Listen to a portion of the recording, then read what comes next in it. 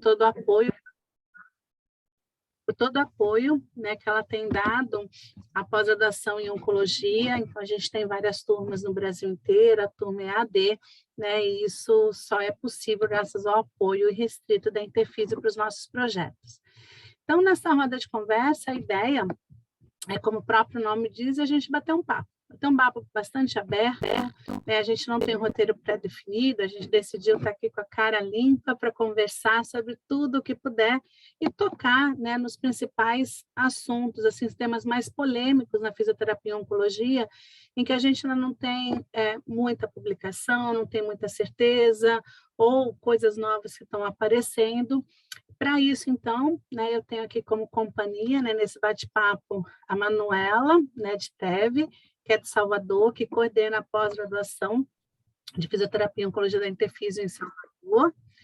Eu tenho aqui a Fran Fischer, que é lá de Santa Catarina, que está entrando para ser nossa docente agora em várias turmas para dar um módulo de eletrotermofototerapia. A Camila Heimbold, que trabalha bastante com cuidados paliativos e oncohemato, né, também de Salvador, né, e a Camila Ardoni, de São Paulo, que também trabalha bastante com oncologia e está se dedicando bastante ultimamente à atividade física, aos pacientes oncológicos. Então, com esse time, né, maravilhoso, né, eu vou primeiro pedir para que cada uma se apresente. Então, eu sou a Anke, eu sou coordenadora nacional da pós-graduação lá do Centro de Fisioterapia e Oncologia, sou pesquisadora do INCA, e atualmente, né, sou conselheira do CREFIT 2 também. E aí eu queria que, então, cada uma se apresentasse um pouquinho. Manu, você pode se apresentar? Posso, olá, boa noite. Queria agradecer, né, Anke, a esse time aí que está participando desse projeto, agradecer o pessoal da Interfísio. Então, eu sou Manuela, né, eu sou fisioterapeuta, trabalho na oncologia há alguns aninhos, a gente não faz mais conta, depois dos 10, né, a gente já para. Trabalho em algumas instituições, atendendo pacientes oncológicos, faço parte junto com a Camila Heimbold do CREFIT 7, né, da Câmara Técnica de Oncologia e Cuidados Paliativos, e estamos aqui coordenando, fazendo a coordenação regional da nossa primeira turma, né, da pós-graduação de fisioterapia e oncologia aqui em Salvador. Tá ótimo. Fran, você pode se apresentar? Posso, claro. Boa noite a todas.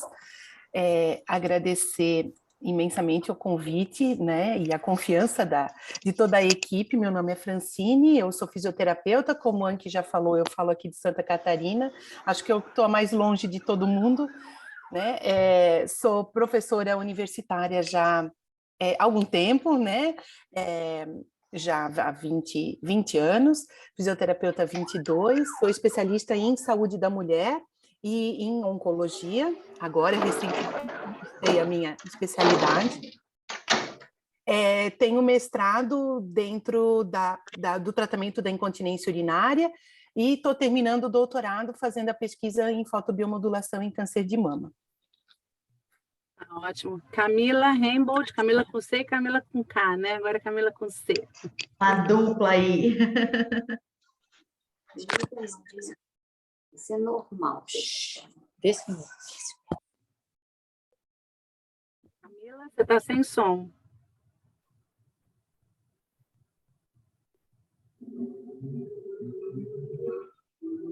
Você tem que ativar o seu som, está desativado.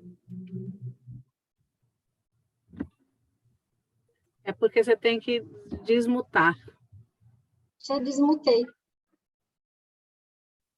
Ainda vocês não estão me ouvindo? Ah, agora eu estou te ouvindo. Camila Ardoni, né? Desculpa, sou eu ou a outra Camila Rezende? Desculpa. Não, pode falar você, Camila. Perdão, é que cortou para mim, acho que bem na hora caiu o meu sinal deu uma oscilada. Prazer, muito bom estar com você, Anke, Manu, prazer, meninas, Francine e Camila. Eu sou Camila de São Paulo, eu me formei em 2002 e antes de começar a trabalhar com oncologia, eu trabalhava com exercício, eu trabalhava com ortopedia, porque eu fui uma atleta de vôlei Então, para mim, era muito natural reabilitar atletas, né? Então, essa era a minha ideia inicial. E a vida muda. Camila, sua internet. Acho que a conexão da Camilinha tá ruim, né? Tá ruim? Gente, eu vou tentar Agora mudar de a lugar. Camila voltou. Quer passar para a Camila, que eu vou mudar de lugar aqui, então. Aí eu já me apresento, pode ser? Tá, pode sim, Camila Reimbold.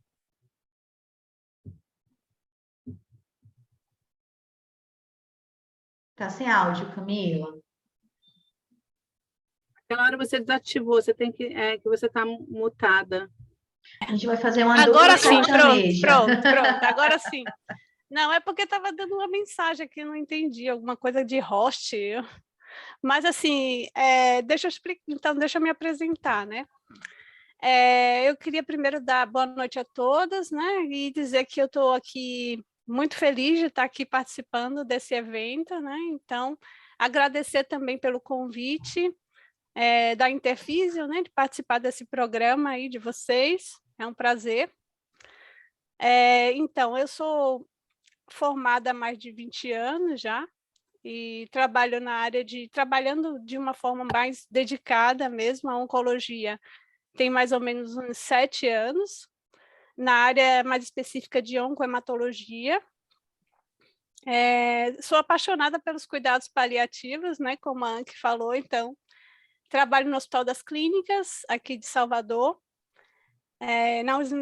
na comissão de cuidados paliativos faço parte, né, da comissão de cuidados paliativos do hospital, e estou aqui para dar a minha contribuição para vocês, né? Também trabalho na área de ensino, né? A Manuela sabe disso, já tem alguns anos que trabalho na área de ensino. A gente não conta essas coisas, Camila. Então, já tem alguns anos. Também tenho mestrado. Estava com um projeto, né, de pesquisa aí para um doutorado, mas na época da pandemia deu uma coisa que acabou atrapalhando um pouco, mas eu quero dar continuidade depois. Também na área de fotobiomodulação também. Quem estava orientando era a doutora Nathalie Cordeiro, meu projeto, né? Mas é isso, a gente vai continuar aí, eu espero, depois que as coisas melhorarem aqui no hospital. Tá ótimo. Camila Favarão, conseguiu? Você está sem áudio. Você está sem áudio, Camilinha? Deve estar dando a mesma mensagem que estava dando para mim, viu? Host, no host, no host, e eu não conseguia desmutar. Alguma coisa aí relacionada a isso. Patrícia, eu não sei o que tem que liberar. Porque Patrícia, você tem que liberar para ela. Deixa eu ver se eu Liberado. No host, e eu não consegui. Está liberado agora, Camila.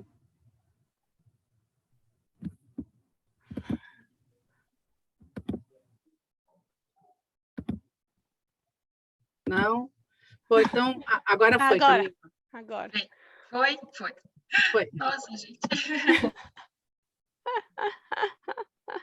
Veio o roteador, gente, melhora. Desculpa, gente, coisas da internet, infelizmente. Ainda que eu estava preocupada porque ficou o dia inteiro fora. Aí eu falei, qualquer coisa eu vou fazer de 4G. Então, novamente, meu nome é Camila Favarão Adorni, sou fisioterapeuta aqui de São Paulo. Eu comecei a trabalhar na área em 2002, mais especificamente na área de esporte, trabalhando na reabilitação de atletas. E aí eu encontrei o amor, que foi a oncologia. Eu comecei a trabalhar com mulheres do movimento, processo de reabilitação. A internet da Camila está cortando, Camilinha. Eu vou sair e vou entrar por 4G, gente, então. A gente vai começando aqui, então, o bate-papo. Tá bom. Então, gente, como a gente falou, é um bate-papo, vocês fiquem à vontade, todo mundo que está ouvindo a gente, vocês podem colocar no chat as perguntas, o que vocês querem saber, participar, né, desse momento. Então, para começar, né, eu vou começar com um assunto bem polêmico, né, a gente vê cada vez mais a incorporação de novas tecnologias, e essas incorporações a gente tem visto de formas diferentes. Tem algumas coisas que entram no mercado, alguém ouve falar e todo mundo já sai fazendo. Antes a oncologia ficava fora disso. Agora a oncologia está totalmente está totalmente dentro. Sai alguma coisa, as pessoas já começam a fazer na prática, e a gente não sabe, na verdade, a segurança, né? Eu nem vou falar de eficácia, porque eficácia realmente a gente não tem comprovado de muita coisa. Mas em relação à segurança para os nossos pacientes, algumas coisas eu questiono. Entretanto, a gente não incorporar nessas novas tecnologias na prática, pode ser que a gente também esteja perdendo, né, um tempo enorme que a gente pode beneficiar um monte de pacientes no manejo de algumas situações clínicas que hoje a gente não sabe muito bem o que fazer e a gente acaba atrasando essa incorporação. Então, acho bom a gente discutir, né, tudo tem os dois lados, tem um lado bom, um lado ruim, né, mas eu queria começar discutindo sobre a questão do ILIB, né, e será que a gente poderia, né, já pensar no ILIB para pacientes oncológicos? Então, Fran, você pode começar falando o que é o ILIB para a gente, e aí a gente discute se a gente acha que já tem alguma evidência ou não, mas primeiro, para bem rapidamente uniformizar para todo mundo o que é esse tal de ILIB. Então, o ILIB é a apresentação, uma outra forma de apresentar o uso da fotobiomodulação, principalmente com a onda vermelha, né, no comprimento de onda vermelho. E isso começou muito lá atrás, até com os russos, onde eles faziam a aplicação direta, né, na artéria radial, a aplicação do laser lá dentro. E eles começaram a ver que isso ficaria muito difícil para difundir, porque nem todos poderiam fazer essa aplicação. E aí eles, então, modificaram essa técnica, né? Tô bem brevemente explicando, em alguns pontos, né? E aí, hoje já existe aplicação dentro da boca, abaixo da língua, né? Com a tentativa de que a gente pudesse fazer mais rapidamente a aplicação dessa corrente vermelha, mas basicamente se utiliza num ponto aqui da mão, né? No PC, ou no PC6 ou no P6, eles variam também, a literatura tem variado um pouquinho a aplicação dessa técnica. Então, é como se nós quiséssemos trazer para mais próximo de dentro do vaso a aplicação dessa luz vermelha. Isso, dessa forma, a gente teria uma radiação sistêmica.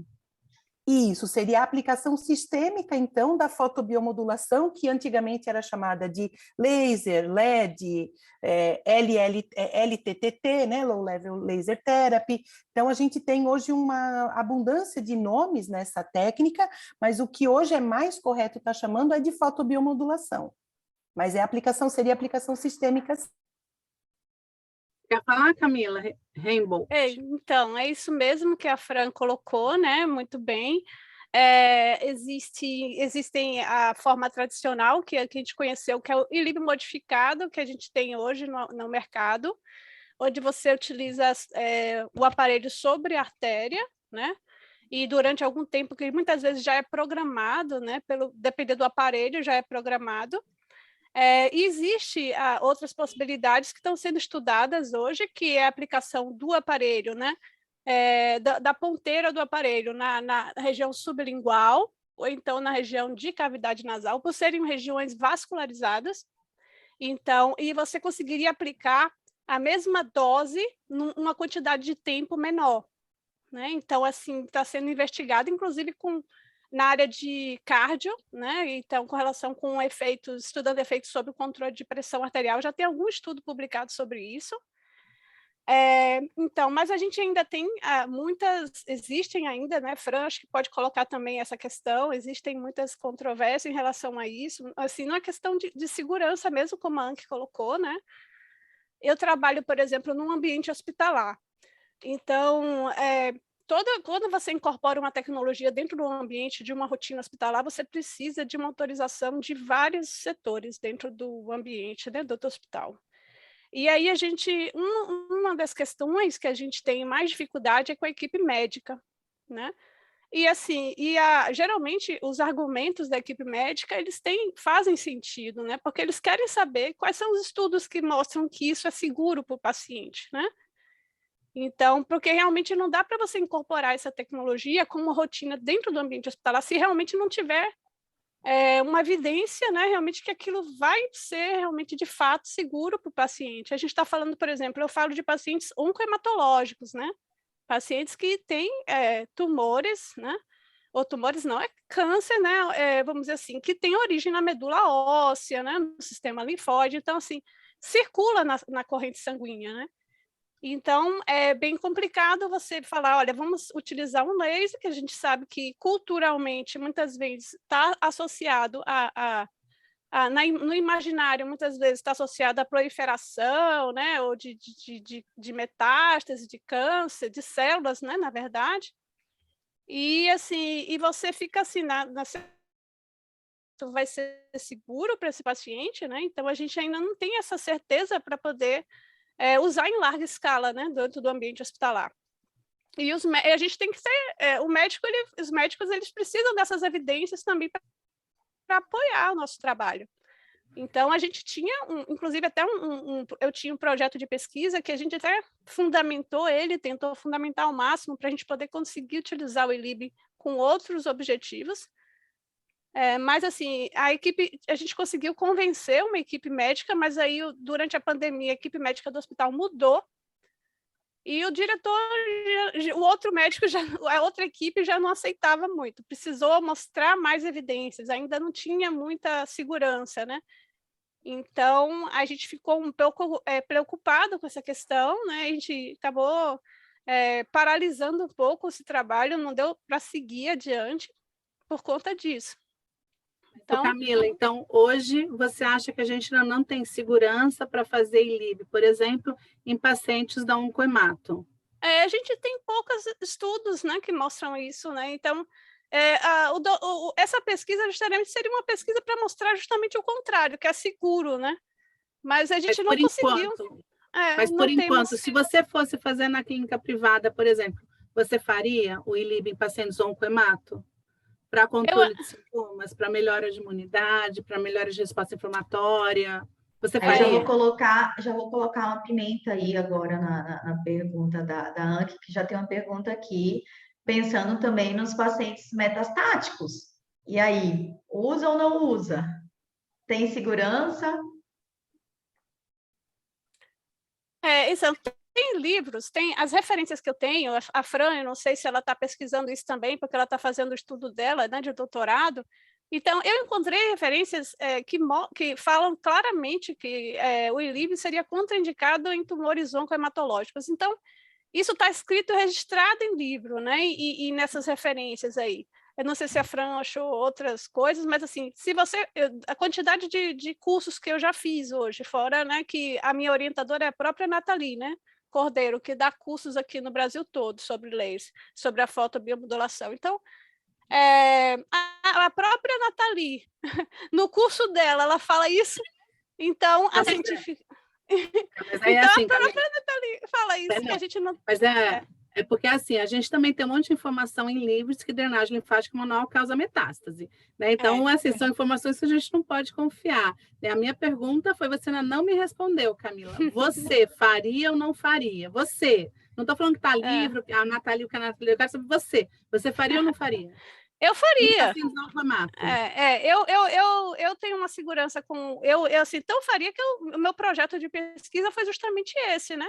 De que é seguro e é válido e que produz mais benefício do que qualquer malefício que possa, porventura, produzir, né? Então, mas qual seria o benefício que você espera quando você fala do ILIB em pacientes oncohemato? Qual seria o benefício? Para melhorar qual parâmetro? Anti-inflamatório sistêmico, né? Efeito anti-inflamatório sistêmico, ele pode reduzir os efeitos até adversos da própria quimioterapia, né? A inflamação que causa no corpo dos pacientes. Então, ela poderia minimizar esses efeitos, né? A gente sabe que, inclusive no caso do transplante, que é o caso do meu projeto, né? E conseguiria reduzir o tempo de pega da medula, né? Então, o tempo em que o paciente poderia, inclusive, reduzindo o tempo de internamento hospitalar. Então, seria uma situação, inclusive, para melhorar a imunidade, reduzir o risco de infecção, diminuir os efeitos da quimioterapia. Então, seria esse o objetivo.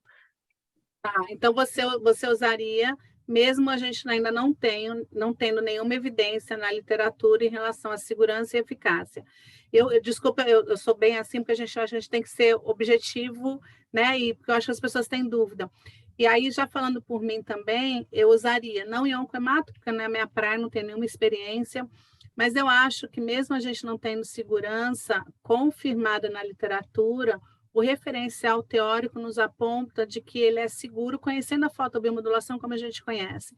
Né? A forma de radiação, de repente, é diferente, mas acreditando que os efeitos, né, são mais ou menos os mesmos efeitos que a gente espera, eu usaria sim, e eu vejo um potencial uso, mas assim, é tudo achismo porque a gente realmente não tem evidência. Mas, por exemplo, o controle de sintomas sistêmicos, por exemplo, da hormonioterapia, né, os fogachos, a dor, né, mioarticular. Então, eu penso muito no ILIB como uma forma de controle, né, de manejo dos sintomas sistêmicos. Agora, para as questões locais, né, eu acho que é mais fácil a gente aplicar localmente, né, a fotobiomodulação. Então, por exemplo, se eu quero melhorar um processo inflamatório no linfedema, né, aplicar naquele local, se eu quero melhorar a linfangiogênese, aplicar naquele local, enfim. Mas para esses sintomas sistêmicos, eu acho que pode ser uma boa, porque hoje a gente fica meio com a mão presa do que fazer, né? Francine, Manu, Camila, Fran quer falar coisa alguma coisa? Fran quer falar que ela está fazendo pesquisa também, né? Depois a gente deixa a Camilinha, que conseguiu se conectar, se apresentar também. Tem uma perguntinha para ela que eu vou jogar daqui a pouquinho, ela se apresenta. Quer falar alguma coisa, Fran? Então, o que eu tenho estudado para a minha pesquisa é a fotobiomodulação com as placas, né? Na verdade, até com o LED, não é nem com o uso do laser. Então, é o que eu tenho hoje de mais expertise para estar comentando, mas concordo que o ILIB ele pode realmente nos dar alguns resultados muito fantásticos e que, como a maioria dos artigos que a gente vai encontrar, nós necessitamos de mais estudos, mais casos, né, mais rigor científico, para que a gente possa justificar efetivamente, né, por A mais B, de que ele acaba ajudando ou não. E aí tem uma pergunta aqui da Cristiane, que fala sobre o ILIB metástase óssea. Será que é seguro? E aí, assim, Cristiane, eu vou dar minha opinião primeiro. Eu acho que sim, né? Hoje a gente sabe que a gente pode, né, a gente tem mais segurança na questão da fotobiomodulação em pacientes com doença avançada, né, com doença metastática. E eu acho que se a gente tem um porquê de usar a conduta, ok, se eu tenho um objetivo, eu não vou usar o ILIB para metástase óssea por nada. Mas, se, por exemplo, se eu quero o controle desses sintomas sistêmicos, eu acho que o ILIB, sim, né, pode ser. Mas eu não acredito, aí vai, eu sempre brinco com a questão da fé, né? A gente tem que ter fé sobre aquilo que a gente vai fazer. Eu não tenho fé de que o ILIB vai ajudar o controle da doença sistêmica, não isso, mas sim para o manejo dos sintomas, tá? Então, eu acho que a gente poderia usar sim, se for para controle de dor, se tiver algum desfecho que a gente queira atuar especificamente sobre ele. E até para quem sabe uma melhora da qualidade de vida, né, desse paciente. Isso que eu ia falar, isso também, né, é exatamente o que a Anke colocou. Então, assim, é seguro para pacientes com metástase, não tem problema nenhum, pode utilizar, certo? Pacientes pacientes em cuidados paliativos também, todos os pacientes não têm problema nenhum. O controle de sintomas é fantástico, ele melhora a qualidade do sono, diminui também a ansiedade. Então, já tem alguns estudos mostrando isso, né? Então, assim, eu acho que vale a pena, sim. Aproveita, só para concluir, só falar sobre a pesquisa que eu fiz. Então, assim, o que a gente tem hoje, né? A gente tem a possibilidade de começar a fazer isso com animais. Eu nunca fiz pesquisas com animais, mas a gente só vai conseguir pelo comitê de ética do hospital, já vi, e de acordo com o andamento, se a gente começar a fazer com o animal primeiro, tá? Senão a gente não vai, pelo menos com seres humanos, a pesquisa lá no hospital, que eu estou na frente, né, a gente não vai ter andamento nesse momento. Aí, aproveitar aqui que a gente está falando de metástase óssea, a Alessandra pergunta sobre a prescrição de coletes para os casos de fratura e compressão medular e metástase óssea. Aí, Alessandra, eu vou dar primeiro a minha versão sobre isso. A gente tem os coletes rígidos, né, e os semi-rígidos. Então, Assim, no INCA, durante muitos anos, a gente usava colete em todos os pacientes, porque era rotina institucional, mas os coletes eram extremamente caros, diminuía bastante a mobilidade dos pacientes. A gente tinha que ver qual era o ponto de pressão desse colete, porque se o paciente, por exemplo, tem múltiplos focos de metástase óssea, a gente não pode ter descarga da pressão num ponto onde também tem a metástase, né? Então, eu acho assim, é um assunto bastante polêmico, foi bom você ter trazido. Na clínica, né, eu coloco o colete menos rígido possível e muito mais como uma forma de evitar movimentos bruscos do que, de fato, acreditar que com o colete eu diminua o impacto, né? Por exemplo, diminua o risco de fratura da vértebra e diminua o risco de compressão medular. Só que a gente tem pouquíssima literatura sobre isso, né? Então, é legal você trazer. Aí, Camila Favarão, aproveita então e fala, né? E aí, aproveitar a questão de metástase óssea, síndrome de compressão medular, né? Fala um pouquinho também dos exercícios em pacientes com metástase óssea, né? O que você acha? E se apresenta antes de tudo. Tem que liberar o áudio da Camila, Patrícia. Camila, a gente não quer que você fale, que você é linda, a gente quer que você apareça, mas que você não fale. Tá como modelo aí, né, na tela. Exato. Bom, daqui a pouco eu vou pedir aqui no WhatsApp para liberar. Deixa eu ver se eu estou como host, peraí. Tá liberado, Anki. Agora foi. Agora! Falei. Sabe por que é isso, gente? Porque eu falo demais. Então, elas estão me boicotando para eu não poder, para eu já ficar limitada a minha fala, porque se deixar eu vou. Ai, será que vai agora? Bom, meninas, eu vou resumir por questão de tempo mesmo. Eu vou contar um pouquinho do interesse meu com o exercício, quando surgiu. Começou, já veio da minha infância, mas o estudar o exercício especificamente começou por volta de 2005, que eu comecei a me interessar para entender o porquê que a gente não falava para os pacientes fazendo exercício físico, porque que a gente orientava os pacientes a evitar atividade, sabendo que o exercício físico poderia estar ajudando, porque a gente observava isso dentro do ambulatório com os pacientes internados, né? Então, eu comecei a estudar um pouquinho sobre isso. Eu tenho mestrado em saúde da mulher, tenho pós-graduação em esporte, fui para fora fazer uma formação em treinamento para pacientes oncológicos, e eu me deparei com um acúmulo muito grande nos últimos anos de literatura que mostra que o exercício físico ele é seguro e que ele é eficaz, independente do momento que o paciente esteja do tratamento. Só que isso não era, na realidade, efetivo, né? Nossos pacientes, tem uma pesquisa recente que verificou quais os pacientes oncológicos recebiam a instrução de que deveriam fazer exercício físico e quantos faziam. E eu fiquei assustada com o percentual que 70% dos pacientes ainda não eram ativos. E quem se tornava ativo, tornava-se durante o tratamento oncológico. Pós-tratamento oncológico, na sobrevida, novamente havia um declínio. Então, as pessoas elas buscavam exercício para tentar manejar os sintomas relacionados ao tratamento sistêmico. Passado isso, elas paravam. E aí tem uma outra coisa muito interessante, porque se essa paciente ela permanece ativa, ela aumenta a sobrevida dela, né?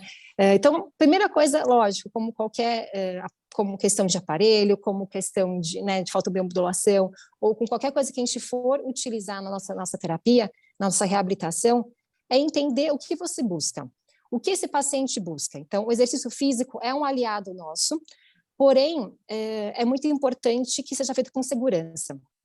Não é qualquer pessoa que pode prescrever, e não é simplesmente orientar seu paciente a caminhar, né?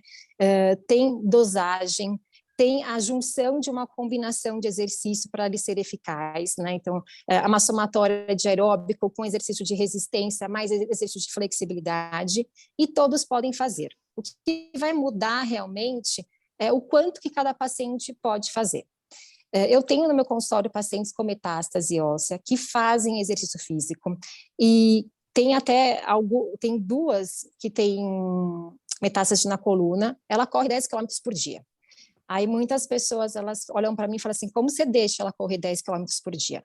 O tipo de lesão dela é um tipo que é possível, é factível, ela está preparada para aquilo, então ela não começou a correr em uma semana. A gente fez um tratamento a longo prazo, progressivo, né, gradual, para que ela alcançasse esses 10 quilômetros, porque ela já tinha um histórico de exercício na vida dela, ela já era uma atleta. Então, são tantos fatores que a gente tem que observar antes de prescrever a dose para cada pessoa, mas, via de regra, é importante, sim, que a gente tenha uma conversa com esse paciente e que essa conversa sobre exercício físico, ela aconteça na avaliação que você tenha com o seu paciente, seja ela inicial ou que ele chegou para você no pós-operatório tardio, mas ele tem que ser falado, ele faz parte do nosso processo de reabilitação, orientar e informar o paciente sobre a necessidade de se manter ativo. Não é para deixar para depois, né? Eu falo, as ordens estão inversas, a gente tem que implementar isso dentro do nossa reabilitação, porque faz parte do nosso processo de reabilitação. Você, no caso dessa paciente, por exemplo, ela faz a corrida sem colete. Ela fazia sem colete. É uma paciente, a gente tem, dentro da ONG, né, do Movimento, a gente tem um trabalho pro bono, que a gente atende pacientes de diferentes lugares de São Paulo que não têm condições financeiras. E ela vinha da Zona Leste para o Parque da Água Branca, que é na zona oeste de São Paulo, de ônibus, chegava no parque, ela corria com a nossa equipe, ela tinha um acompanhamento tanto com o nosso fisioterapêutico, como com o professor de educação física e com o nutricionista. Então, ela estava completamente amparada de todas as... tem um oncologista, né? Para que aquilo fosse efetivo. Teve um outro que para a gente, esse que deu uma alegria, porque era uma paciente jovem, advogada, que tinha um câncer de útero, e teve que retirar o útero, teve que retirar parte do intestino, porque teve metástase intestinal. Essa paciente tinha uma incontinência fecal, então ela andava de fralda. Nosso objetivo com ela foi tirar a fralda, e ela foi além do objetivo de tirar a fralda. Ela foi objetivo de tirar a fralda e ir correr, que era algo para ela... ela falou assim, como que eu vou pensar em correr, né? Se eu perco dentro de uma audiência... E hoje já tem 2 anos que ela continua correndo, ela continua indo na audiência sem precisar de fralda, através de uma reabilitação adequada, através de um processo de exercício e de uma nutrição, porque eu preciso da nutrição como minha aliada para dar aporte para essa paciente ter condições, né, de saber o que ela pode comer antes de um treino, o que ela pode comer depois de um treino, para que realmente isso seja viável. E fora corrida, você costuma prescrever colete para os pacientes com metástase óssea? Para evitar compressão medular? Como você falou, eu não prescrevo rígido. Eu prescrevo realmente para evitar que ela faça movimentos mais bruscos, mas não rígido. Até porque a paciente não consegue ficar com rígido no dia a dia dela, pelo menos na minha experiência. E tem um... Ai, desculpa. Oi. A Favarão. Tem uma pergunta aqui em relação ao condicionamento, o pré-condicionamento isquêmico, se é seguro ou não no paciente oncológico. Se você quiser já ir comentando alguma coisinha a respeito. Sim, e entra uma de fadiga também, né? Agora, uma de fadiga também. Estou só me metendo, ela respondeu. Lógico. Porque esse pré-condicionamento isquêmico, né, ele é muito utilizado em cirurgias cardíacas, né? Mas envolve a compressão arterial, e assim, a isquemia arterial e o relaxamento, né? Só que eu não conheço nenhum artigo que tenha feito esse pré-condicionamento isquêmico em pacientes oncológicos. Na verdade, eu acho que isso é muito aplicado nas cirurgias cardíacas, porque tem a circulação extracorpórea, né? Uhum. Mas eu acho que em oncologia, eu nem sei se teria uma aplicabilidade, enfim. Eu não conheço nenhum. Eu nunca ouvi falar, também não conheço nenhum artigo. Também não conheço. Assim, talvez sim, mas eu não consigo. Acho que foi o Pedro que fez essa pergunta, né? Vou pesquisar, depois me passa a pergunta que eu pesquiso e depois eu respondo para ele especificamente, mas realmente não tenho conhecimento. Também não.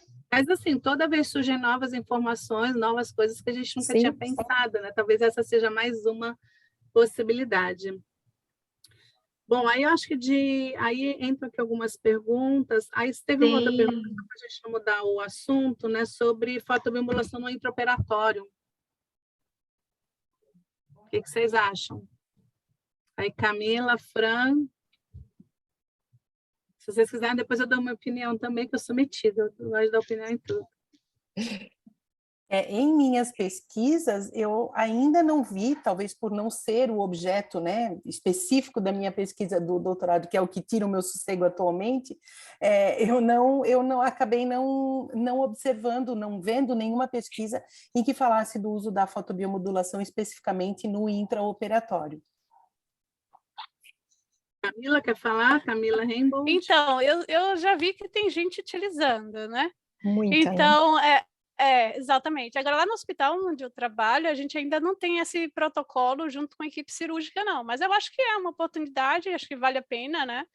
A gente tem também uma unidade cardiológica lá, então, assim, e mudando um pouco de perspectiva, mas eu acho que pode servir para outros pacientes também, outro perfil, né, de paciente. Então, acho que vale a pena, sim, implementar essa questão aí no ambiente. A gente só precisa de elaborar esses protocolos, né? E fazer esse trabalho junto com a equipe cirúrgica. Agora, com relação ainda, só para eu terminar, aquela questão do colete, né? Lá no hospital a gente tem muitos pacientes com mieloma múltiplo, né? E a gente é uma referência em mieloma múltiplo praticamente em todo o estado da Bahia. E os pacientes têm lesões líticas, né, geralmente torácicas, toracolombares, normalmente esses pacientes, eles são acompanhados no ambulatório, né, internam para fazer transplante, né, para aumentar a sobrevida, e muitas vezes os pacientes eles já têm uma prescrição de um colete. Quando há uma suspeita de compressão medular, esses pacientes são avaliados pela neuro, são avaliados pela ortopedia. Se houver necessidade de cirurgia, eles fazem a cirurgia. Se não houver necessidade, eles esperam aguardar um pouco a estabilidade do paciente. E muitas vezes eles também prescrevem o colete. Geralmente, o colete utilizado mais frequência é o Gevet, certo? Então, muitos pacientes já internam com o seu colete. A gente só anda, e eles têm prescrição para utilizar o colete para prevenir, né, lesões adicionais. Isso já é orientação do ortopedista, a gente não faz nenhuma objeção a isso, né? Então, o ortopedista já vem com essa indicação, então a gente faz os exercícios com o colete. Então, a preocupação da gente quando a gente levantar o paciente, colocar o colete desse paciente, às vezes a enfermagem não sabe manejar com colete, aí a gente precisa ir lá, eles chamam a gente para ajudar a colocar o colete, e a gente faz os exercícios com o colete, a gente anda com o colete, quando o paciente tem prescrição do uso do colete. Francine, Camila, posso fazer uma pergunta? Sim. Com relação a essa parte que você está contando do transplante, esses pacientes, eles já estão inseridos no exercício físico antes do transplante, continuam no processo de pós-transplante e depois no processo mais avançado? Vocês têm implementado esses exercícios lá com eles? Entendi sua pergunta, Camila, muito boa, por sinal, né? Se existe uma continuidade, né?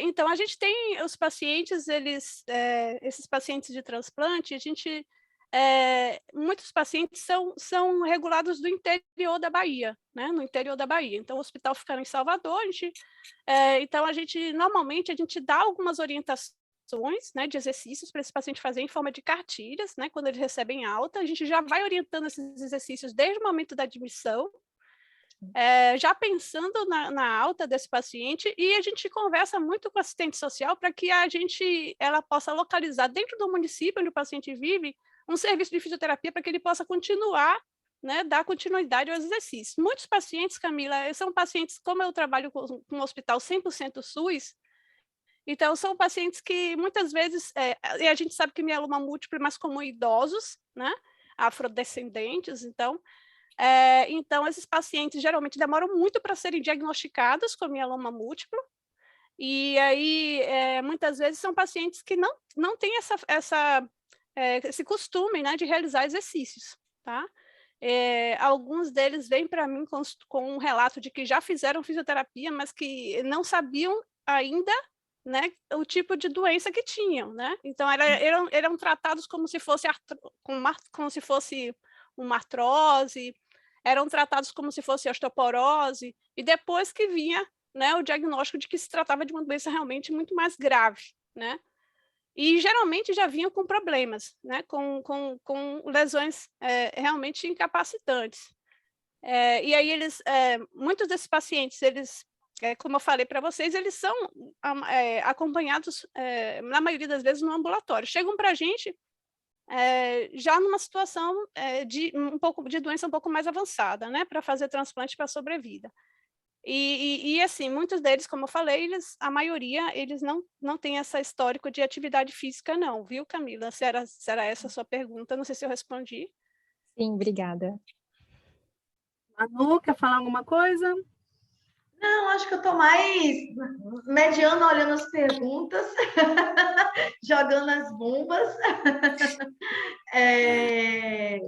Na verdade, assim, né, o serviço público para o particular, a gente tem uma grande diferença, né, Camilinha? A gente tem muito paciente onde Camila trabalha regulado realmente do interior, então a gente não tem nem esse follow-up, nem esse tempo hábil né, para estar fazendo essas orientações e ter esse tipo de acompanhamento. Então, a gente tem pacientes, às vezes, que moram 600, 800 quilômetros daqui de Salvador, e, às vezes, eles vêm no carro da prefeitura, Favarão, e, assim, aí vem, faz alguma intervenção, volta no mesmo dia, às vezes, né, Camila, não consegue nem passar pela avaliação, a gente não consegue ter o contato, às vezes, para dar uma orientação, então, é bem complicado. Em relação ao laser intraoperatório, eu vou pular na frente da eu quero a opinião da Anki, ela não falou ainda. Então, eu não sei se talvez o tempo da gente estar fazendo isso dentro do centro cirúrgico seria tão diferente como resposta da gente estar fazendo com 24 horas, com 72 horas de pós-operatório, né? Eu ainda me pergunto muito isso. A gente tem visto muito as meninas do pós-operatório, da dermato, o pessoal que trabalha, né, talvez com puérperas, fazendo muito esse trabalho, inclusive do tape intraoperatório, que, né, a gente pode vir a discutir, queria ouvir a opinião de vocês depois, mas eu não sei especificamente se tem, assim, a Fran pode falar muito melhor, se tem realmente tanto benefício da gente, né, fazer isso intraoperatório mesmo, e, assim, num período curto, né, de 24, 48, 72 de pós-operatório. Eu tenho minha dúvida. Então, eu fico meio em cima do muro. Acho bacana, mas acho também que talvez dê para esperar. Então, eu estou mais calada porque eu estou em cima do muro.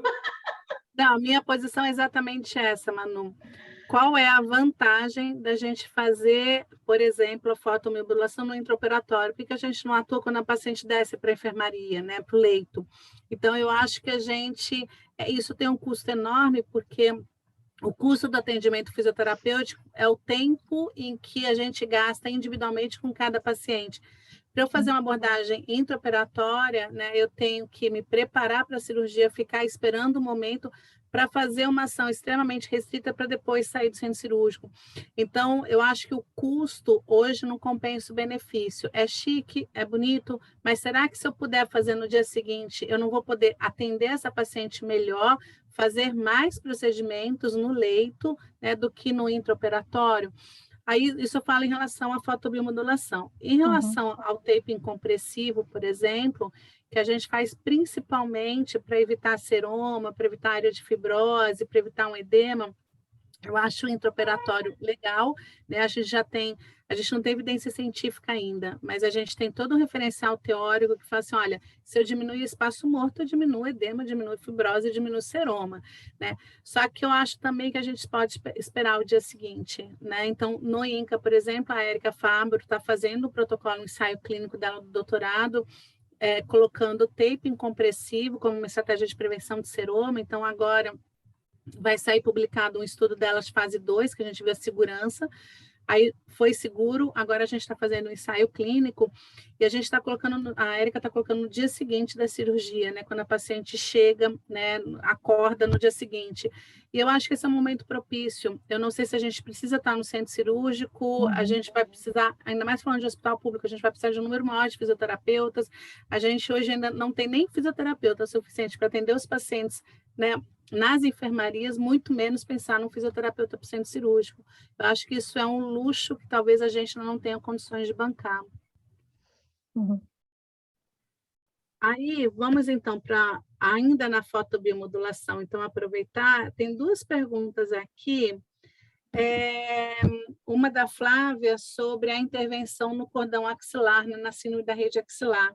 Então, eu vou começar dando minha opinião, já que eu sou mais enxerida. Eu acho assim, como eu faço na clínica, a gente não tem, que eu saiba, ainda não tem nenhum estudo publicado sobre a fotobiomodulação sobre o cordão. Eu tento romper o cordão, se ele é muito doloroso, eu uso sim a fotobio, mas com o objetivo de analgesia, né? E não com o objetivo de reparo tecidual. Então, eu utilizo como recurso analgésico para depois tentar romper o cordão. Então, eu uso no meio para os cordões mais difíceis, mas não é a minha primeira opção. Eu sei que tem um monte de gente contra, né? Mas eu acho que na hora que a gente mobiliza esse cordão e rompe, libera a dor, libera o movimento, eu não vejo nenhuma necessidade de usar a fotobiomodulação, tá? Aí, Fran, Camilas, Manu, querem falar sobre isso? Eu faço da mesma forma, né, que trabalho muito a manualidade, e aí, caso a dor ocorra, acabo trabalhando com a fotobiomodulação. Mas tem um outro xodozinho agora da oncologia, que é a onda de choque, né, e que talvez a gente possa pensar, talvez, por que não utilizá-la? Talvez seja possível, talvez a gente consiga, talvez ela gere menos dor, talvez ela gere mais dor, né? Mas a gente também precisa começar a pensar que talvez possa ter essa próxima opção, né? Para nós trabalharmos com o cordão. Mas só voltando um pouquinho ali à fotobiomodulação, existe uma revisão narrativa de agora, 2020, que fala que até já estão se pensando em utilizar a fotobiomodulação preventivamente à radioterapia. Então, fazer a fotobio antes mesmo do paciente ir para a radioterapia, será que isso não vai prevenir, por exemplo, a radiodermite? Né? Será que isso não vai prevenir as complicações de ombro que possam ser geradas por conta desse tratamento? Então, pensando na história de novo do pós-operatório, né? E se nós talvez aplicássemos antes da cirurgia? É só uma ideia, né? Mas talvez se nós aplicássemos antes da cirurgia, num paciente diabético, num paciente que tem uma cicatrização um pouquinho mais complicada, um pouco mais atrasada, talvez isso poderia auxiliar. Mas realmente eu não conheço na literatura nada publicado sobre. Eles falam, inclusive, em pré-condicionamento da pele, né, da região que vai ser irradiada com o uso da fotobiomodulação. Não, você não dá muita ideia, não, porque eu tô vendo que tem muita gente aí que gosta de pesquisa nessa plateia, entendeu? E assim, ó, já vai, sabe? Vamos vamos pesquisar. Isso, e se nós pensarmos que toda a sequência do tratamento, né, que não é só a cirurgia é um ponto complicado, é um ponto importante, é um ponto frágil, mas toda a sequência do tratamento oncológico é um ponto muito complicado de todo esse processo, né? E imagina se a gente conseguir, então, definir, né, o uso de algum recurso desses pode diminuir a complicação, facilitar a vida do paciente, deixar ele com uma qualidade de vida melhor. E aí a gente precisa realmente de fisioterapeutas que se disponibilizem a pesquisar sobre essas propostas malucas a princípio. Pesquisa multicêntrica já, viu? Já. Também. Estamos juntos, a gente se insere aí. Só para deixar claro, né, Fran, que eu não sei qual é o conhecimento das pessoas que estão nos assistindo, mas só para deixar claro, a gente já tem muita evidência de ensaios clínicos controlados e também é o projeto de doutorado da Fran, que é a fotobiomodulação, né? E aí eu falo por meio da placa de LED, que também é o objeto da Fran. Quando a paciente começa a fazer radioterapia, a gente começa a fotobiomodulação, a gente tem uma diminuição importante, tanto da incidência quanto da intensidade da radiodermite. Então, esse é um conhecimento que a gente já tem, né? Isso já está, a gente já tem que incorporar isso na clínica, porque é barato, é rápido, é simples e é bastante eficaz. Mas o que a Fran propôs aqui é fazer isso antes de iniciar a radioterapia, né, Fran? Exatamente. Aquela paciente que vem da cirurgia e ainda vai para consulta com o oncologista, ainda tem um tanto de proposta de recuperação para conseguir ter amplitude de movimento e daí por diante. Camila quer falar? Camila Favarão. Favarão. Mas está sem som. Fran, Camila, enquanto a Favarão desbloqueia o áudio dela, então, alguma experiência em relação à luz verde para radiodermite? Não, eu não tenho. Eu não tenho nenhuma experiência e também acabou não passando pelas minhas procuras de artigos alguma coisa com luz verde. Na verdade, todo esse espectro de luz, desde o azul até o infravermelho, é chamado de fotobiomodulação. Mas o que se tem mais pesquisa hoje, que se classifica como possível de ser utilizada, a princípio é vermelho e infravermelho. E agora tem umas pesquisas com azul, estão começando algumas pesquisas com verde, mas muito mais timidamente ainda do que a certeza do vermelho e do infra. Varão, conseguiu? Bom, enquanto tentam aí tirar o seu... Que tema polêmico aí, várias pessoas perguntando sobre linfedema. É com você a bola. O linfedema, eu vi aqui a pergunta, e aí eu acho assim, né, o tratamento padrão no mundo inteiro, a terapia física complexa, drenagem linfática, enfaixamento ou terapias compressivas, exercícios, cuidados com a pele. E eu acho que a pergunta foi no sentido da fotobiomodulação, né? Ainda como mais uma proposta. Então, a gente tem estudos na literatura já bastante antigos, não é uma coisa recente, né, que preconizam, né, ou entendem que a gente poderia fazer a fotobiomodulação nas áreas de obstrução linfonodal, então, por exemplo, nos pacientes com câncer de mama, nas áreas da axila, para melhorar essa linfangiogênese, e também poderia fazer nas áreas de fibrose, nos processos inflamatórios gerados pelo linfedema. Então, a gente não tem nenhum estudo com uma alta qualidade metodológica, então os grupos de comparação são muito ruins, então assim, a qualidade metodológica dos ensaios clínicos são muito ruins.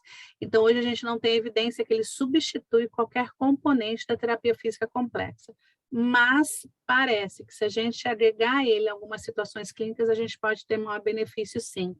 Como é que eu faço na clínica, né? Porque assim, uma coisa, o que está publicado, outra coisa é o que de fato a gente faz. Eu não tenho fé de que fazer o laser na axila melhore a linfangiogênese. Então, eu não perco tempo, né? Porque tempo é dinheiro, né? De fato, eu tenho que fazer tudo que eu preciso fazer no consultório, por exemplo, em 1 hora de atendimento. Então, eu tenho que fazer, os procedimentos são mais custo-efetivos e que eu tenho mais fé quando a gente não tem evidência. Então, eu não faço na axila, mas eu faço sim para aqueles, eu não faço para todos os pacientes com linfedema, mas aqueles pacientes que têm processo inflamatório cutâneo, né? Por acúmulo de líquido rico em proteína, que tem fibrose, tem processo inflamatório, eu faço. Mas então, eu só faço a fotobiomodulação pensando em regular a inflamação. A gente sabe que todo linfedema ele é inflamatório, ele tem um componente inflamatório, e que essa inflamação está associada à fibrose, está associada com essa lipossubstituição, né, essa hipertrofia do tecido gorduroso, só que a minha fé não chega até aí. Eu acho assim, se eu vejo o processo inflamatório, né, eu faço a fotobiomodulação, tá? Mas é o que eu faço na clínica. Eu não sei se vocês querem falar alguma coisa sobre isso. Eu queria só complementar, só fazer uma observação, baseada na minha realidade, lá dentro do hospital, a fotobiomodulação, ela não é um recurso exclusivo da fisioterapia, né? Então, a gente tem, a equipe da Odonto tem protocolos de fotobiomodulação, inclusive para profilaxia de mucosite, em toda a unidade de oncohematologia, e inclusive esse é um dos argumentos que a gente utilizou para poder utilizar a fotobiomodulação, a pesquisa lá, com pacientes, né, inclusive o ILIB, porque os pacientes são todos tratados profilaxicamente, né, com relação à mucosite. Os pacientes, essa região é uma região muito vascularizada, então provavelmente a dose deles recebem uma dose significativa, né, e assim, a questão então esse era um dos argumentos. Então a gente tem uma equipe de enfermagem que usa a fotobiomodulação, não só no tratamento de feridas, mas também nas flebites. A gente tem uma equipe também de fono, que também usa a fotobiomodulação. Então, no hospital, nós temos muitos profissionais que usam o laser dentro do ambiente hospitalar. Então, esse é um recurso que eu acho que fantástico, né, e que a gente deve aproveitar, né? Claro, com toda a segurança, é óbvio. E aí, então, já pegando uma pergunta aqui do Matheus, o Matheus fala da fadiga oncológica, né, em relação ao exercício, E a gente tem um monte de evidência do exercício, tanto na prevenção, quanto no manejo da fadiga oncológica. Os protocolos de exercício são extremamente diversos, né? E a gente não tem uma superioridade sobre um e outro. Mas, aproveitando essa pergunta, Matheus, a gente tem alguns estudos que falam da fotobiomodulação também, né?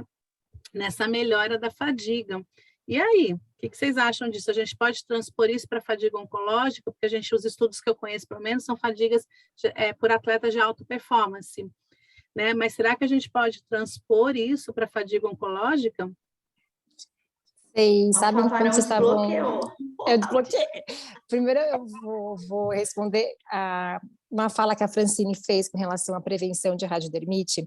Eu faço, acho que tem uns 3 anos, desde que eu fiz o curso com a Jaque e com a Nathalie, que elas me incentivaram a fazer e como a paciente chega para mim muito no PO 7 dias, então eu já implementei essa questão de laser, de fotobiomodulação para a prevenção na radiodermite.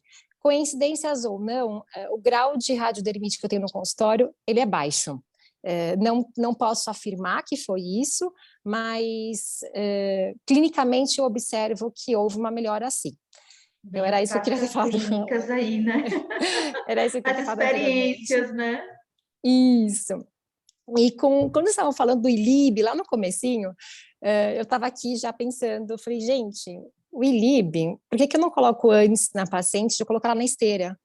E aí eu observo a resposta dela, né, todo o treino que eu faço com a paciente na esteira, ela responde um questionário sobre bem-estar, sobre a questão de como foi a percepção de esforço do exercício naquele dia.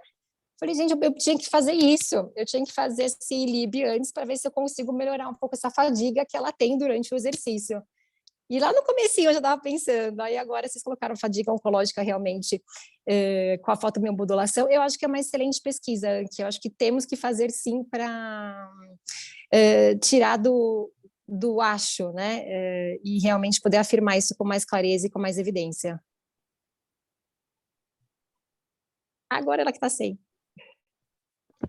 Mas, Camilinha, em relação à orientação, né, para esse manejo, essa prevenção de fadiga, e eu já vou aproveitar também, e que eu acho que é uma dúvida, assim, constante, tanto de pacientes quanto de próprios colegas, né, que não são diretamente da área da oncologia, mas que acabam, né, manejando alguns pacientes e tudo, ou tem familiares, em relação a pegar peso e aumento de linfedema, né, se eu posso ir para academia, se eu posso fazer musculação, enfim, qual é o treino mais adequado. Então, se você pudesse comentar um pouquinho sobre isso também, e aí para as meninas, né, fica aberta essas orientações, que a gente sabe que tem mudado muito nos últimos anos e mudado bastante, né? E a gente ainda ouve da equipe médica muito, só pode pegar até 2 quilos porque você fez esvaziamento axilar, né? Só pode isso porque você fez esvaziamento axilar.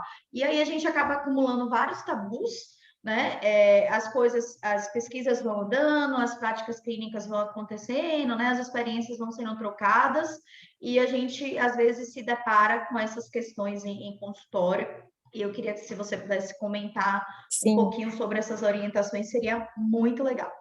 Infelizmente, a gente ainda se depara com paciente chegando no consultório com tipoia, ainda, 2022.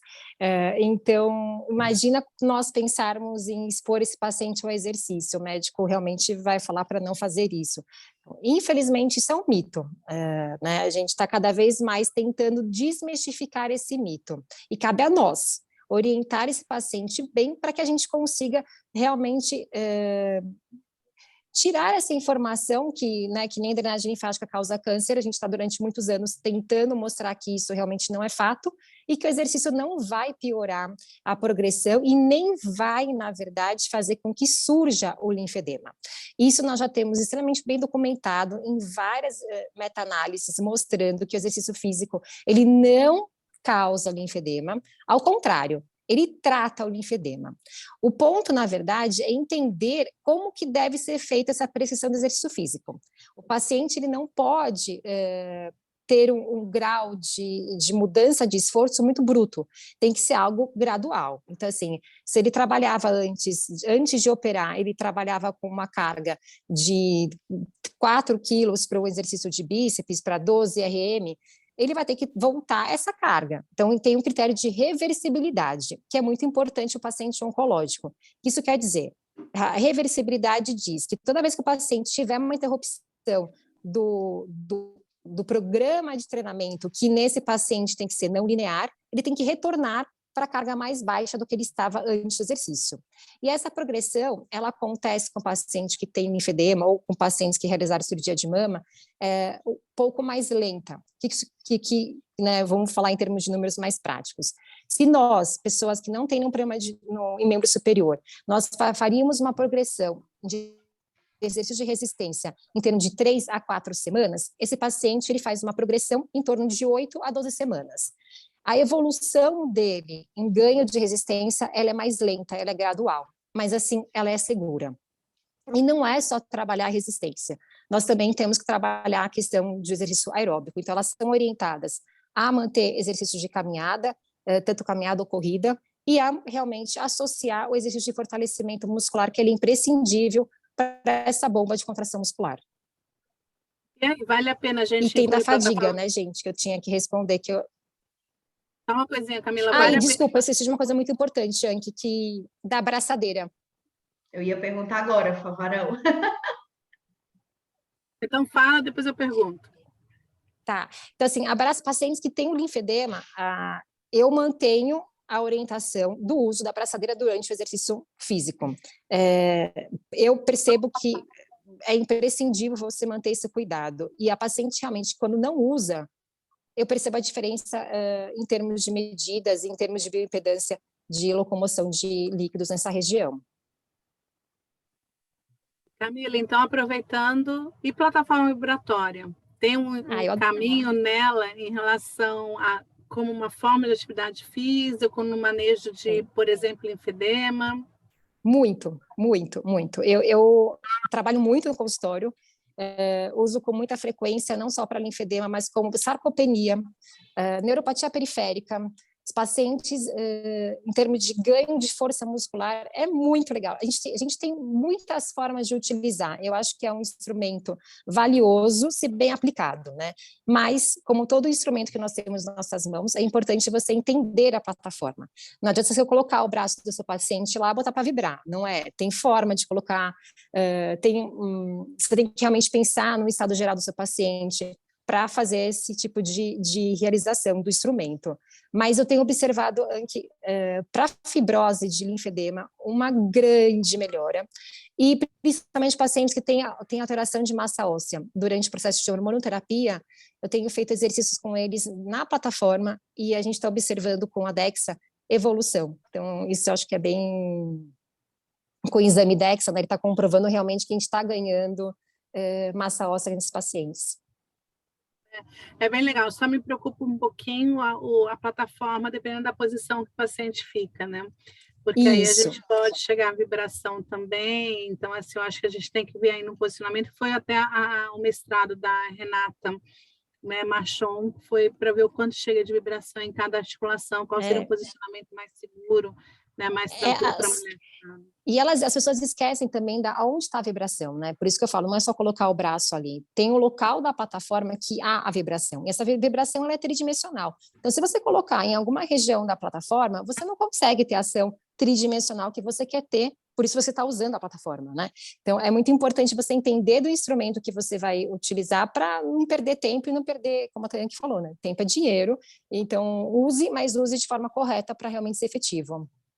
E aí, lembrando aqui algumas perguntas, a gente não tem segurança do uso da plataforma em pacientes com metástase óssea, né, e com evolução de doença. Então, assim, eu acho que é bem bacana. Eu acho que a plataforma vibratória, embora a gente não tenha muitas pesquisas em pacientes oncológicos, a gente tem pacientes não oncológicos, mas em pacientes oncológicos a gente tem algumas coisas, não tem muito, mas já tem alguns estudos, mas eu acho que sim, a gente pode incorporar também porque, assim, né, é um recurso barato, rápido, né, então também a gente tem que ver o quanto vai ser custo efetivo cada incorporação dessas coisas, né. Sim, sim. Bom, a gente já está chegando ao final, gente, foi uma delícia, né, ficar conversando com vocês, né, por mim eu ficaria aqui a noite inteira, mas a gente se propôs a 1 hora de bate-papo. Vocês querem falar alguma coisa, fazer um comentário final? Tem mais uma pergunta só que chegou agora. Espera aí. E quanto à aceitação dos pacientes câncer do câncer eram sedentários? Tá. Então, os pacientes câncer do câncer eram sedentários, né, qual a aceitação deles em relação à prática de exercícios? Olha, meu maior público realmente são pacientes de câncer de mama, e quando você explica para essa mulher que o exercício, ele não só vai realizar o manejo dos sintomas que ela pode vir a apresentar do tratamento sistêmico, da hormonoterapia, mas ele vai aumentar a sobrevida dela, e que é algo que ela tem que fazer para ela mesma. Ela compreende a importância do exercício. Então, por isso que eu falei lá no começo da importância de, nessa avaliação que você tem com o seu paciente inicial, você ponderar os pontos importantes desse processo. E o exercício, ele é extremamente importante. A gente tem que começar a mudar um pouco o discurso, porque existe uma educação de procurar sempre o que é mais fácil. E é muito mais fácil você tomar um remedinho para emagrecer ou um remedinho para queda do cabelo do que realmente a gente fazer ações efetivas de promoção para a nossa saúde. Então, eu falo para a paciente que o exercício, ele é o remédio do tratamento oncológico dela. Ela tem que encarar dessa forma. Ela não pode encarar como uma forma estética ou algo que, estou indo lá para não engordar do processo da quimioterapia. Não, ele vai muito além disso. Então, quando ela entende a importância do exercício no tratamento dela, ela incorpora. Mas esse discurso, como grandes discursos de dieta, de mudanças de hábitos de vida, ele tem que ser constante, né? Porém, quando ela começa a ver os resultados dele no dia a dia dela, quando ela não faz exercício, ela fica mais cansada, ela tem mais fadiga. Então, ela começa a perceber que ela não pode ficar sem. Então, ela incorpora na rotina do dia a dia dela e aí realmente ela aceita, né? E tentar encontrar o que realmente ela gosta. Não adianta você falar para mim, Camila, e fazer dança. Eu odeio dançar, eu não vou dançar. Mas se você tentar encontrar um exercício que eu consiga incorporar no meu dia a dia, corrida, né, natação, eu vou incorporar e vou gostar de fazer aquilo, né? Porque a gente tem que gostar. Acho que isso é fundamental, porque senão realmente não cria hábito, não vira rotina. E só incorporando isso, acho que a melhor prática de atividade física é aquela que o paciente tem aderência, que ele goste, que dê prazer a ele. Só que também acrescentar que nem sempre a atividade física é por meio do exercício, né? Às vezes o paciente pode implementar atividade física, por exemplo, ao deixar de pegar elevador, ao deixar de pegar um carro. Descer um ponto antes do metrô. Isso. É isso, então, subir escada. Então, a gente tem outras formas de incorporar a atividade física, e aí cabe a gente, né, dar um espaço para o paciente, para que a gente possa discutir para ele o que parece, na vida dele, naquele momento, ser o melhor. Mas, de fato, a gente tem que incluir a atividade física, porque tem um impacto na redução da mortalidade, assim. É muito grande. E pensando até nisso também, né, Anki e Camilinha, a gente pode começar devagar, não precisa já começar colocando exatamente. musculação, para não sei o quê, porque assim, para quem não gosta, é muito difícil começar no momento difícil, né? Sim. Esse é um ponto muito importante que você tocou. Muita coisa, né? Então... eu costumo falar para o meu paciente de termos objetivos possíveis. Se você colocar no primeiro dia para escalar o Everest, desculpa, ele vai embora do seu consultório. Então, você tem que colocar para ele qual é um objetivo de curto prazo. Você quer ir andar no mercado sem ter fadiga. Então, é isso que a gente vai trabalhar, né? Então, é muito importante esse ponderamento desse objetivo, que não é só seu, é dele também, mas de metas pequenas. E elas vão sendo modificáveis durante todo o processo, porque também o processo dele vai ser todo modificado. De repente, ele vem para a nossa sessão e não está bem. Então, nesse dia, você também teve que modificar a sessão que você havia imaginado diferente. Ou, de repente, ele vem tão bem que você consegue ir um pouco além do que nós havíamos imaginado antes de todo, né, da sessão. Então, as metas, elas são essenciais, elas são necessárias, mas não sendo só nossa, sendo dele também. E, assim, metas o reais apoio também, né?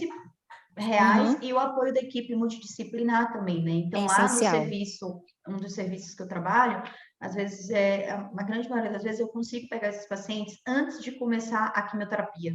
Então, a gente consegue, né, começar a trabalhar a incorporar a necessidade dessa atividade física, às vezes num follow-up até um pouquinho mais prolongado, olha, começa dessa forma, daqui a 20 dias a gente se encontra e vamos ver o que é que você conseguiu fazer, como é que você está se sentindo, vamos crescendo, e sempre trazendo, né, a família e ele como ponto do processo de recuperação dele.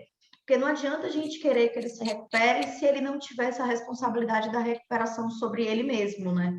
Então, eu acho que essa escuta é extremamente importante e trazer coisas que realmente ele consiga fazer como desafio de crescimento. Porque se for lá para o Ponto Everest, minha filha, eu já cansei até de imaginar que eu poderia ter essa orientação. Não é? Imagina, né? Todo mundo na rotina louca do dia a dia, então tem que ser gradual, né? E tem que ser alegre, tem que ser prazeroso para tudo na nossa vida, né? Eu acho que o exercício Olha, muitos principalmente. elogios, tá? Aqui, né? Inscritos, pessoal falando, Fran, que é sua fã, agradecendo a Anki, né? Dizendo que ama. Eu vou me despedindo, né, Anki, que a gente está bem no horário. Então, eu queria mais uma vez agradecer, né? Tem vários colegas maravilhosos que estão participando, né, desse momento com a gente.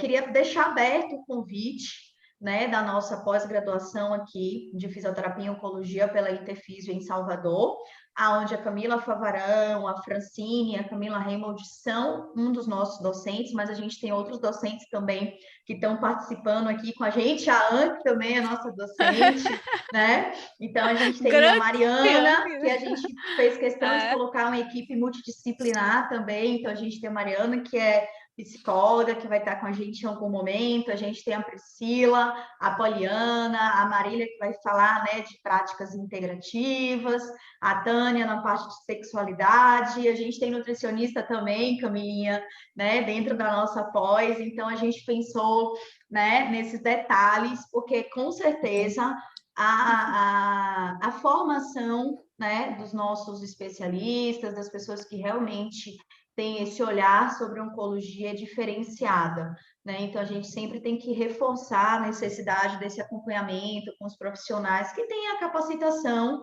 né? E esse olhar integral do paciente, visando sempre a qualidade de vida, bem-estar e ponderando o estado clínico, né? O momento que ele está vivenciando, seja ele antes, durante, no follow-up, né? Nas metástases, durante o tratamento de cuidados paliativos em si, de terminalidade, enfim, nos mais diversos tipos de tumores, na parte hematológica, né? Então, eu queria realmente convidar vocês, que vocês, né, ajudassem a gente também na divulgação, que a gente criasse esses conceitos, que a gente fizesse mais formação de profissionais, que aqui no Nordeste, aqui na Bahia, ainda somos muito restritos, então a gente montou realmente um time, assim, né, de excelência, de grandes especialistas que vão trazer e compartilhar, e eu sempre digo que quem é docente aprende mais do que ensina, né, na grande maioria das vezes, então a gente vai aprender muito com a nossa turma, e mais uma vez, muito obrigada, boa noite a todos, deixa a palavra aí com vocês.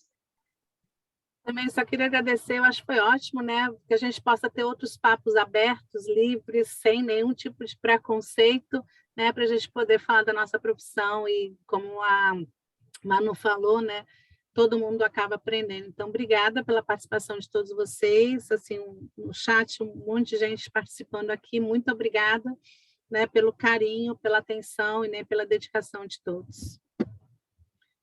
Fran, Camila, querem falar algo? Gratidão, gente, muito obrigada pela escuta de vocês também, né? Muito boa fala de Camila, na atividade física tem que ser prazerosa, inclusive no ambiente hospitalar, né? A gente tem que ganhar e conquistar a adesão desses pacientes, inclusive nessa fase, né? Então, é muito bom ouvir vocês, aprendi muito hoje, tá, Anki? Muito bem, uma honra estar aqui com vocês, né? Essas especialistas tão queridas, maravilhosas. Obrigada, Mano, novamente. Obrigada a você por ter aceito o nosso convite. Fran, Camila, querem se despedir? Eu quero agradecer novamente, Manu, Anki, pelo convite, sem dúvida nenhuma, antes de mais nada, Mas é uma delícia a gente estar aqui com vocês e realmente falando do que a gente gosta, fazendo o que a gente gosta, que realmente a gente nem vê o tempo passar, né? Podia ficar aqui até 10 da noite que a gente não ia sentir, né? Obrigada, e é isso, gente. Vamos sempre melhorar, não só para a gente, mas para o nosso paciente, né? Com certeza. Eu Obrigada, também. Camilinha. A minha fala é de agradecimento realmente por esse compartilhar tão rico, e acho que a gente pode compartilhar mais, né, conversar mais sobre a pandemia. Nos trouxe essas possibilidades, né, de a gente poder estar tão perto mesmo tão longe. Então, agradecer o convite e deixar uma curiosidade a mais, né, para aquilo que a gente pode estar falando um pouco mais depois lá dentro da especialização, com cada um nas suas disciplinas e nas suas expertises. Obrigada, gente. Boa noite. Obrigada. E, Patrícia, de novo, muito obrigada por proporcionar tudo isso para a gente. Beijo, gente. Obrigada. Boa noite, gente. Boa noite a todas. Noite, bom Beijo. descanso. Tchau, tchau, gente. Tchau, tchau.